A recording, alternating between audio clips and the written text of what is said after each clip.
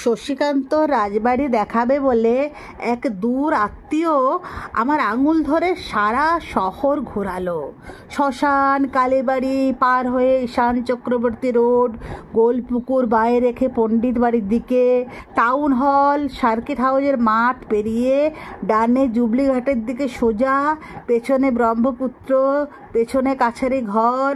হঠাৎ 3 ফুট গলির মধ্যে একটি টালির ছাদওয়ালা হলুদ বাড়িতে ঢুকে আমার দূর আত্মীয় বেদম হাসলেন। চৌকাটে ঘুণ, ঘরে পা দিতে এলো পাথারি ছুটল 2-1টি স্যাঁতস্যাঁতে ইঁদুর। কড়ি বর্গা কাঠ থেকে ঝুলে আছে মাকড়সার জাল। কিছু হাসির দমকে কেঁপে, কিছু আবার 45-এর ভারে কেঁপে তিনি বললেন, এই তোর শশীকান্তর বাড়ি, এবার গায়ের জামা প্যান্ট সব খোল দেখি। আমার তখন 9 বছর 3 মাস। শশীকান্ত রাজার বাড়ি এত দূর, তা দেখতে গেলে বিকেল গড়িয়ে সন্ধ্যা নামে, আর একটি অন্ধকার ঘরে জামা প্যান্ট খুলে ন্যাংটো হয়ে শুতে হয় কে জানতো।